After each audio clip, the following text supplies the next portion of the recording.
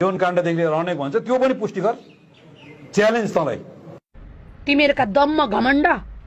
अझै पनि लाज लाग्दैन सक्सेस मसँग भन्ने आइज फेस टु फेस गरेर बोल्न तयार छु कुन मिडियामा बोल्ने कि टुडी खेलमा बोल्ने कि कहाँ बहस गर्न पर्छ तसँग म 100 घण्टा बहस गर्न तयार छु आउँछस् हिम्मत छ तेरो घुसखोरी दलाली भ्रष्टाचारी र मलाई नाइट ड्रेसमा सडकमा छोडेको दिन याद गर अपराधी त पनि छ्याम्मे हुने छैन अहिले मलाई 85 पुगेको छ यसको मूल्य धेरै ठुलो चुकाउन पर्नेछ यदि म सेतो कपडाको टुक्रा र एकमुठी माटो बोकेर हिँडेको छोरी हो मलाई मतलब छैन मेरो मृत्युसँग तर म मरे पनि मेरो आत्माले भने कानुनी दायरा छोड्ने छैन कानुनमा कठाघरमा उभ्याउने नै छ यसलाई अरूलाई गर्दाखेरि ठुलठुला कुरा गर्दै हिँड्ने आफ्ना मुद्दाहरू कसरी बसिरहेका छन् भने त्यसले सोचेको छैन अझैसम्म पनि कहिले रवि लामिछानेलाई कहिले बालेनलाई कहिले सुशीलालाई कहिले कसैलाई क्वेसन मार्क गर्नेले तँलाई 4वटा औँलाले देखाइरहेको छ तँलाई म चुनौती दिन्छु यति कुरामा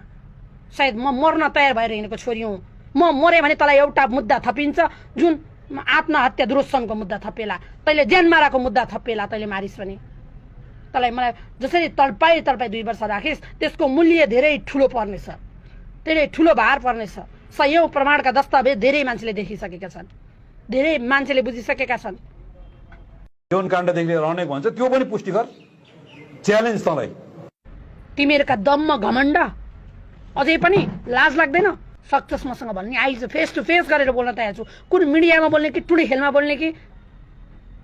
कहाँ बहस गर्न पर्छ तसँग म 100 घण्टा बहस गर्न तयार छु आउँछस् हिम्मत छ तेरो घुसखोरी दलाली भ्रष्टाचारी र मलाई नाइट ड्रेसमा सडकमा छोडेको दिन याद गर अपराधी त पनि छ्याम्मे हुने छैन अहिले मलाई 85 पुगेको छ यसको मूल्य धेरै ठुलो चुकाउन पर्नेछ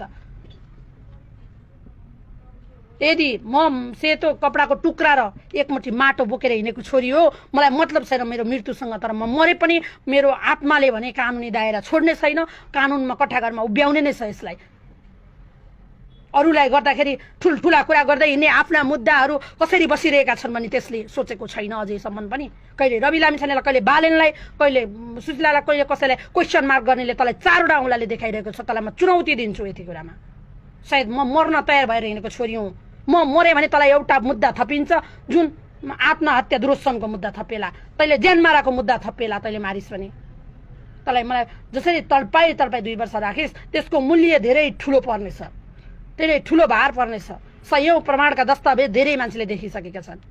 धेरै मान्छेले बुझिसकेका छन्